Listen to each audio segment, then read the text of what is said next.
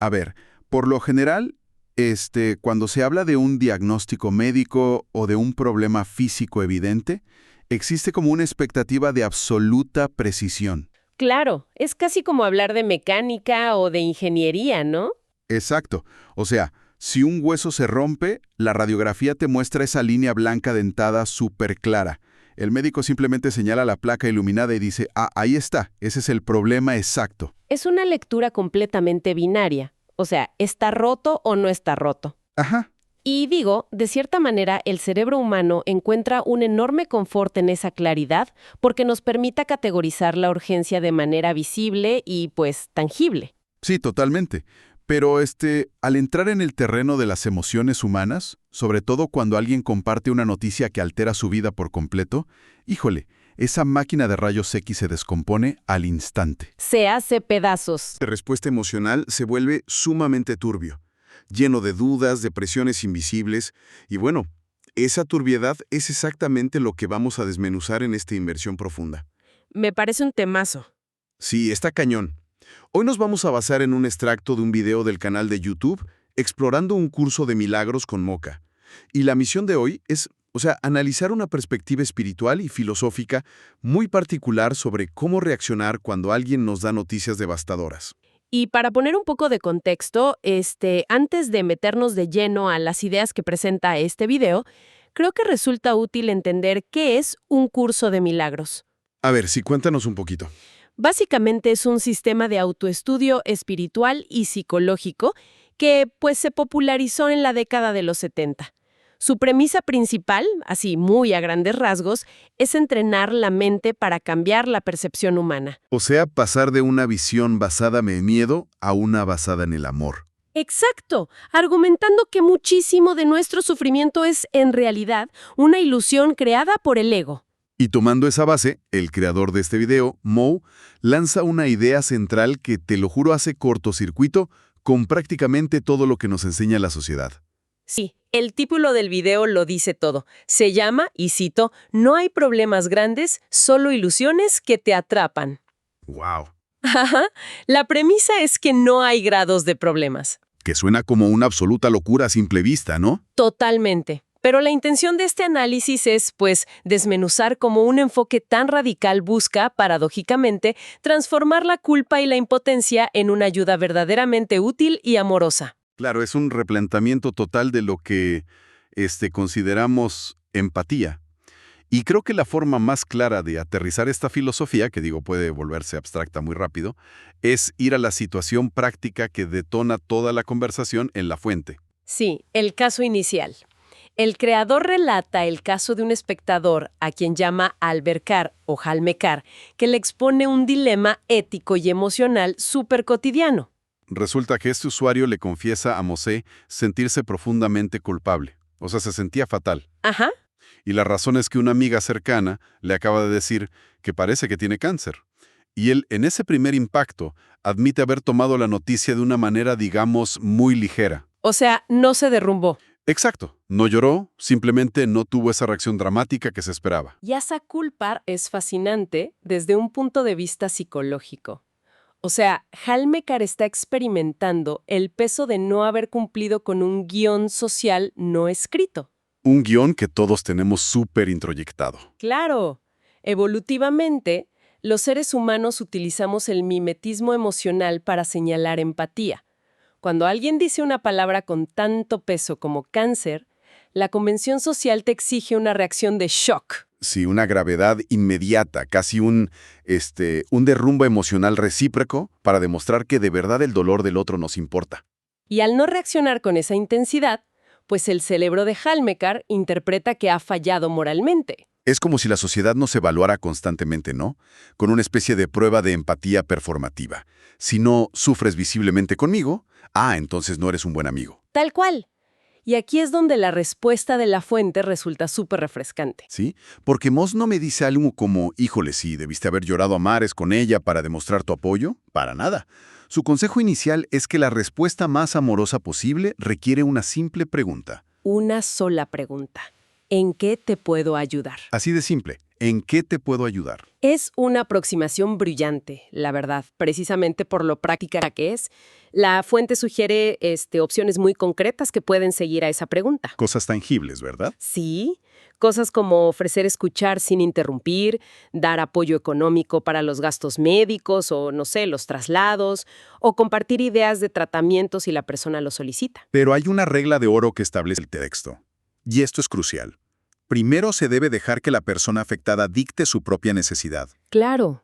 La instrucción de Moss es literal, y cito: pero primero dime tú en qué te puedo ayudar. Y fíjate, estaba tratando de visualizar cómo operamos normalmente frente a cómo propone la fuente que operemos. Y es radical. A ver, ¿cómo lo ves tú? Porque yo también me puse a pensar en eso. Pues nuestra reacción típica ante el dolor extremo de alguien más es como si estuviéramos en un cuarto de control de una planta nuclear. Uy, sí, gran analogía. Y de pronto parpadean todas las alarmas en rojo. Entramos en pánico total. Sí, suena la sirena y no sabes qué botón apretar. Nuestra respuesta visceral es intentar reparar la situación, pero para calmar nuestra propia ansiedad. Exacto, nos volvemos mecánicos. Totalmente. Damos consejos médicos que nadie pidió. Empezamos a contar la historia trágica de la tía que tuvo lo mismo. O, peor tantito, nos desbordamos tanto en llanto que terminamos obligando a la persona enferma a consolarnos a nosotros. La respuesta de la fuente es actuar como un lienzo en blanco. Es otra analogía que me parece súper precisa. Un lienzo en blanco. A ver, desmenúzame eso. O sea, es ofrecer un soporte estructural incondicional, pero sin intentar pintar nosotros el cuadro. Es cederle el control del pincel por completo a quien está sufriendo, ¡Ah, me encanta! permitiéndole decir: oye, hoy solo necesito que me escuches quejarme. O hoy necesito dinero para los taxis. O incluso, hoy necesito que hablemos de cualquier tontería y no mencionemos la enfermedad para nada. Sí, y si analizamos la mecánica psicológica detrás de esa simple pregunta de ¿en qué te puedo ayudar?, vemos que actúa como un interruptor. Ajá. Al formularla, eliminas instantáneamente la presión de tener que convertirte en el salvador de la otra persona. Uf, qué alivio, la verdad. Según el texto, la empatía genuina no requiere una reacción emocional desbordada. De hecho, señala que esa reacción desbordada suele ser un mecanismo de defensa del ego de quien escucha. Claro, para no sentir esa impotencia. Exacto. Y al mantener una disposición abierta, práctica y sin drama, le devuelves la agencia, el control y la dignidad a la persona que está atravesando la crisis. Y de paso le quitas a Halmekar esa losa gigantesca de sentir que tenía que ejecutar una actuación de dolor perfecta frente a su amiga. Sí, le quitas un peso enorme. Pero, a ver, claro, ser este lienzo en blanco suena maravilloso en teoría, o sea, padrísimo, pero la realidad es que lograr esa neutralidad es casi imposible. ¿Por qué lo dices? Pues porque nuestros cerebros están programados biológicamente para hacer una especie de triaje del dolor. Automáticamente, creamos una jerarquía del sufrimiento, para saber a qué prestarle atención. Claro, y esa es la barrera principal. Como sociedad, categorizamos obsesivamente el sufrimiento ajeno. Tenemos como una hoja de cálculo mental, ¿no? Sí, una tablita donde calificamos qué problemas merecen nuestra compasión total y cuáles nos parecen insignificantes. Y comprender esa resistencia natural nos lleva, pues, al verdadero núcleo filosófico de este material, que es donde las ideas del video pueden resultar verdaderamente chocantes. Bastante chocantes. Basándose en Un curso de milagros, la fuente expone una visión sumamente contundente.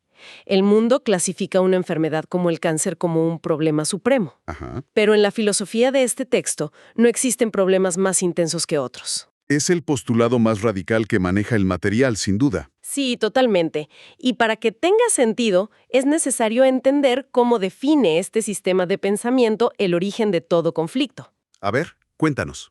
Según este enfoque, el único problema real y fundamental en la experiencia humana es, y cito a la fuente, que no nos aceptamos como hijos de Dios. Que, digo, si lo quitamos del lenguaje estrictamente religioso, es una forma de describir una desconexión existencial profunda, ¿no? Exactamente. Un estado de separación y aislamiento total. Es como un estado de terror primigenio. Así es. La premisa es que los seres humanos tomamos esa única angustia existencial, ese sentirnos separados del amor, y la traducimos en millones de situaciones cotidianas diferentes en el mundo físico. Y luego, Ahí entra nuestro ego, que se dedica a clasificar esas situaciones por grados de severidad. Esto es nivel 10, esto es nivel 2. Tal cual. Y para ilustrar lo absurdo de nuestras clasificaciones, la fuente utiliza un contraste coloquial sumamente gráfico. Y muy propio del humor mexicano cotidiano, hay que decirlo. Sí, muy de acá. Moss compara el diagnóstico de cáncer con una situación que desde afuera parecería completamente ridícula. Ajá, a ver, recuérdanos el ejemplo. Él dice, imagina que alguien tiene el problema tremendo de que le acaban de diagnosticar cáncer. Y de pronto llega otra persona exigiendo atención porque también tiene un problema gravísimo. ¿Y cuál es su gran tragedia? Que le acaban de cancelar su telenovela de las 9 porque apenas son las 6 de la tarde. El video incluso imita la reacción inmediata que tendría cualquier persona ante esa comparación, ¿no? Sí, sí. Utilizando un lenguaje súper coloquial y altisonante para reflejar la indignación social. El creador ilustra el enojo de la gente diciendo, y cito literal, «Ay, no mames, güey, no deja hablar este cabrón que tiene un problema del cáncer». A ver, aquí sí tengo que poner un freno, porque me imagino la reacción de rechazo inmediata al escuchar esto. O sea, me estás diciendo que el texto propone comparar una enfermedad que destruye células, que amenaza con terminar una vida y destroza una familia entera, con el hecho de que alguien no pueda ver una telenovela? Yo sé, suena fuerte. O, como menciona la fuente más adelante, con un simple dolor de pelloquillo. O sea, sinceramente, suena a una absoluta falta de respeto. Entiendo perfecto de dónde viene eso. Parece que se está minimizando el dolor físico real, el sufrimiento tangible, poniéndolo al mismo nivel que una rabieta de televisión. Desde una perspectiva externa, es casi un insulto a quien está pasando por quimioterapia, la verdad. Y esa reacción de rechazo que describes es completamente natural. Es válida y súper esperada frente a este tipo de textos. Claro. Pero nos obliga a analizar la diferencia entre la realidad objetiva y la percepción subjetiva del dolor. La fuente no se está burlando de la enfermedad clínica. ¿Ok? En ningún momento sugiere que el cáncer no cause un dolor físico devastador. Lo que intenta describir es cómo el sufrimiento a nivel de la mente humana opera como una experiencia de aislamiento absoluto. Sin importar el detonante externo. Exactamente. O sea, el texto sugiere que el cerebro de la persona procesa una frustración aparentemente menor con la misma cascada bioquímica de pánico que una amenaza de muerte. En términos de la angustia mental de separación, sí. Pensemos en esa persona cuya única fuente de compañía, estructura o consuelo en su vida entera era esa telenovela de las 9. Ok, ya veo por dónde vas. Cuando se la quitan, el nivel de ansiedad, pérdida y desolación que experimenta en su mente es absolutamente real para ella. Su sistema nervioso está registrando un problema inmenso, un colapso de su mundo. Wow, está cañón verlo así. El texto argumenta que, dado que ambos individuos están experimentando exactamente la misma ilusión de desconexión y miedo paralizante en sus mentes, la raíz del problema es idéntica. Aunque los síntomas físicos en el mundo material sean diametralmente opuestos. Exacto. Entonces, no se trata de evaluar las consecuencias físicas de la situación, sino de reconocer el estado de pánico mental en el que se encuentra atrapada la persona. Ese es el punto de inflexión. La lección central de la fuente es que, al no haber grados de problemas en su esencia psicológica o espiritual, tampoco hay grados de milagros. Grados de milagros. A ver, detente un segundo. ¿Sí? Esto significa que no se requiere una herramienta de sanación emocional más grande, más solemne o más espectacular para acompañar a uno frente al otro. Ah, ya. O sea, siguiendo esa lógica, el enfoque mental para ayudar a alguien con cáncer, a alguien con un dolor físico leve o a alguien que tiene un pánico escénico incontrolable, porque, cito de nuevo a la fuente, no puede tomar un micrófono y hablar, ese enfoque debe ser exactamente el mismo. Así es. La pregunta base sigue siendo inalterable. ¿En qué te puedo ayudar? El peligro radica en el juicio. Claro, en juzgar al otro. En el momento en que un observador empieza a calcular en su mente si el problema de la otra persona es lo suficientemente digno de recibir ayuda o empatía, ya se desconectó de la situación. Totalmente. Ya está operando desde la arrogancia de su propio juicio y no desde un estado de utilidad amorosa. Fíjate que es un análisis brutal de nuestra propia hipocresía. Si yo evalúo la situación y juzgo que tu dolor por la telenovela es una ridiculez, te invalido y te retiro mi apoyo dejándote solo. Exacto. Y en el otro extremo, si juzgo que tu diagnóstico médico es un problema supremo e insuperable, me paralizo de terror. Te bloqueas. Sí, me siento incapaz de lidiar con ello y también termino alejándome o estorbando. O sea, en ambos extremos de la balanza del juicio, el resultado es el mismo. La persona que sufre se queda en completa soledad. Qué fuerte, ¿no? Y es precisamente por ese mecanismo psicológico que la neutralidad, o sea, el acto de considerar todos los problemas como peticiones de ayuda iguales, resulta ser la forma más alta de compasión según este esquema. Porque no estás minimizando el cáncer, estás elevando tu nivel de presencia sin importar el escenario. Exactamente. Pero, a ver, esa neutralidad choca de frente con nuestra biología cuando tenemos a alguien llorando enfrente.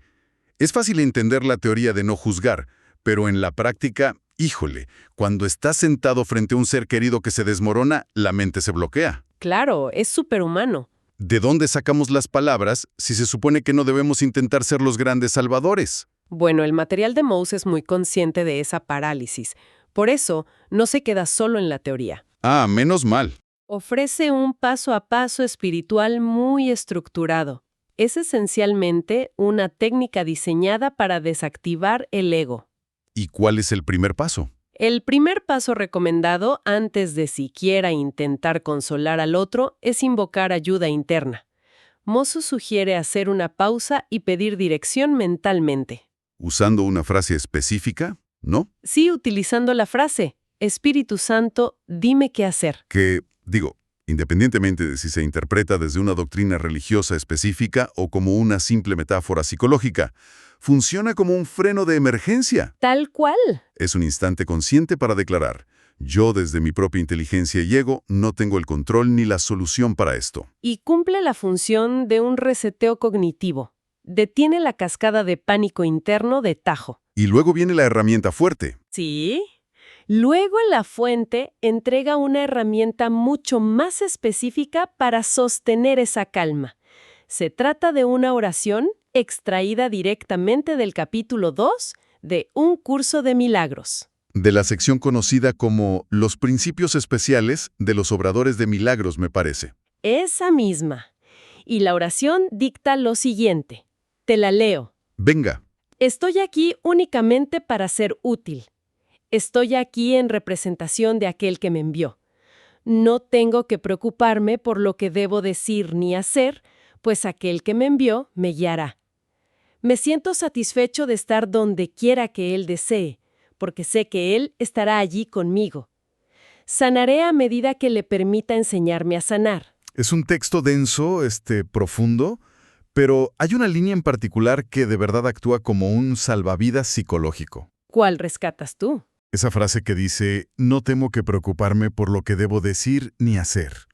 O sea, es difícil exagerar la cantidad de alivio que proporciona esa perspectiva. Totalmente. Funciona como una válvula de escape gigantesca para la presión que nosotros mismos nos imponemos. Y si analizamos la mecánica detrás de ese alivio, vemos que está directamente ligada a la reubicación de lo que en psicología se llama el locus de control. El ego humano tiene una necesidad compulsiva de control interno frente a la incertidumbre. Claro, porque cuando alguien nos comparte su tragedia, nuestra mente egocéntrica inmediatamente exige el papel protagónico. Queremos ser los salvadores. Queremos ser el héroe de la película. Sentimos la obligación de formular la frase perfecta, de articular el consejo definitivo que mágicamente resuelva su vida. O de proveer una sabiduría ancestral que borre su dolor en un instante. Exacto. Y esa autoexigencia desproporcionada es lo que nos genera ansiedad. Nos hace tartamudear, evitar a la persona, o en el peor de los casos, soltar clichés vacíos y tóxicos que terminan lastimando aún más.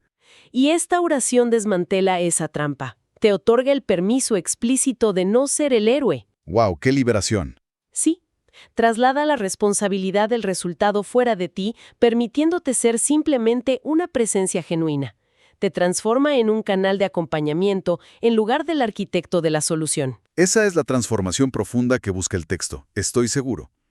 Y el creador de la fuente señala de manera muy explícita que el resultado de aplicar esta oración no es adquirir superpoderes de sabiduría, No, para nada. ni volverse un experto instantáneo en oncología o en finanzas personales, dependiendo del problema. El objetivo neurológico y espiritual de este ejercicio es, en sus palabras, que la mente sea quieta. Aquietar la mente. Se dice fácil, ¿eh? Uy, sí, se dice facilísimo. Pero apagar el motor de sobrepensamiento frente a una crisis es una tarea monumental. Es monumental, pero es el requisito previo para cualquier ayuda real. Porque cuando la mente logra esa quietud, cuando logras quitarte a ti mismo, con tus miedos y tus ganas de impresionar, del centro de la ecuación, ocurre algo fascinante. ¿Qué pasa? Al confiar en que simplemente vas por instrucción para ofrecer ayuda, toda la ansiedad anticipatoria del encuentro desaparece. Claro, te relajas. El acto de acompañar deja de ser una carga intelectual exhaustiva. Ya no estás escaneando febrilmente tu cerebro buscando la respuesta correcta. Ni comparando la gravedad del problema de tu amigo con los tuyos o con los de otros. Simplemente te conviertes en un espacio seguro. Exacto. Hay una frase en la explicación del video que resuena muchísimo. Sé que voy por instrucción a ofrecer ayuda. Eso es todo. Resume una humildad profunda, la verdad. Muy profunda.